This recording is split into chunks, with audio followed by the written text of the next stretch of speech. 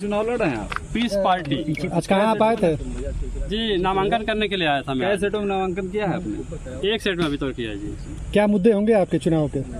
चुनावी मुद्दा जो है पूरे देश को लेकर सबसे पहले तो जो है बेरोजगारी वाला मुद्दा है कि बेरोजगारी को देश से खत्म किया जाए। युवा इतना परेशान हाल है कि कोई बीटेक करके, कोई बीएड करके, कोई एमटेक करके जो है बेरोजगार घूम रहा है। इसका तो सबसे पहले निवारण किया जाएगा, इस बेरोजगारी को पूरी तरह से खत्म किया जाएगा। दूसरा मुद्दा ये होगा कि जो महिलाओं की सुरक्षा है और जो है बेरोजगारी और क्या कहते हैं कि महिला सुरक्षा हो गया और सारी चीज़ें जिससे लोग परेशान हाल हैं, है ना, वो सारी चीज़ों को हल किया जाएगा इंशाल्लाह। किसानों बुनकरों के लिए क्या है आपका प्लान?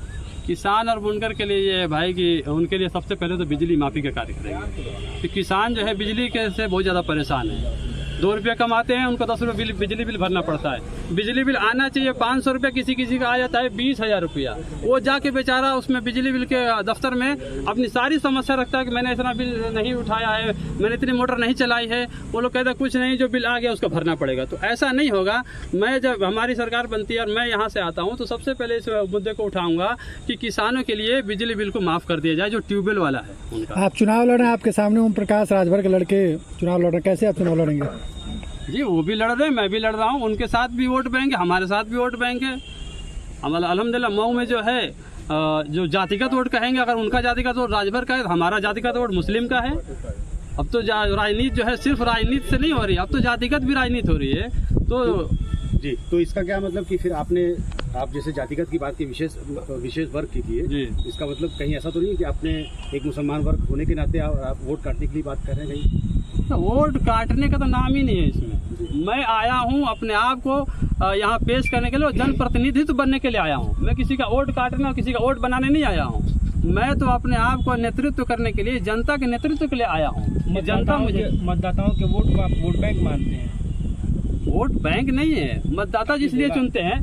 देखिए मैं इसलिए कह रहा हूँ कि आज तक जो है मतदाताओं को वोट बैंक के रूप में ही इस्तेमाल किया जा रहा है। आप भी तो वही मान रहे हैं कि हमारे साथ वोट बैंक है। वो इसलिए कहा गया, उस बात को सिर्फ कहा गया, ऐसा नहीं कि वो वोट बैंक है। वो आपको अपनी जिम्मेदारी दे रहा है, आप मेरे सारे मुद्दों को जो है उठाएंगे, उसको पूरा करेंगे। ऐसा नहीं कि किसी का बिजली बिल 1 लाख रुपया आ गया, वो बेचारा लेके जो है परेशान घूमता फिर रहा है। क्या मुस्लिम वोटर आपके साथ है कि नहीं? जीत जाते हैं तो क्या अन्य विधायक सांसदों की तरह से फिर आप भी नदारत नहीं हो जाएंगे?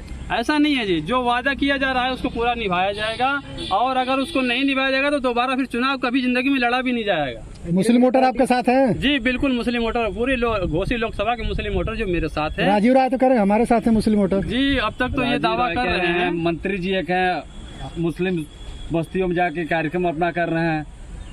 वो कर ले, वो तो पता चल जाएगा उनको, मंत्री जी को भी, कि कितना उनके साथ है और राजीव राय के साथ भी कितना है।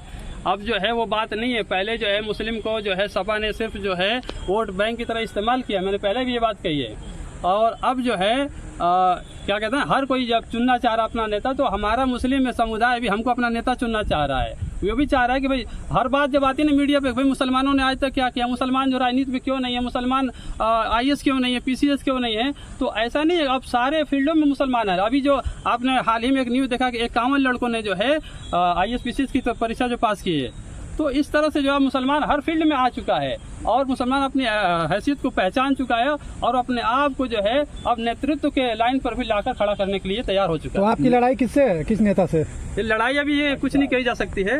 लड़ाई के लिए तो जो हर कोई अपनी अपनी लड़ाई लड़ रहा है, मैं भी अपनी लड़ाई लड़ रहा हूँ और वोट सबके पास जा रहा हूँ। सबसे निवेदन कर रहा हूँ कि मुझे वोट देकर प्रतिनिधित्व के लिए मुझे चुना जाए, ताकि मैं जनता के सारे मुद्दों को जो हल करने के लिए पूरी कोशिश करूँ। कितने वोटों से आप चुनाव जीत रहे हैं?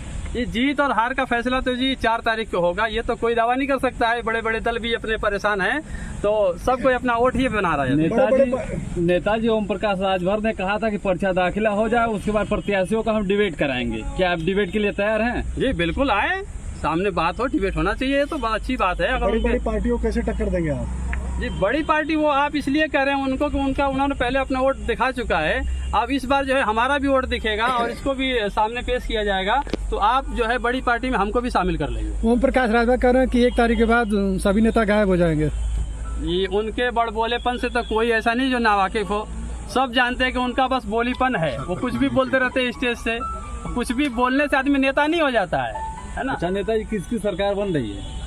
इस सरकार तो जो जी ये कोई नहीं बता सकता किसकी भी बन रही है, वो तो जिसका जो है MP ज़्यादा होंगे उसकी सरकार बनेगी, है ना। ठीक है, धन्यवाद धन्यवाद, बधाई हो।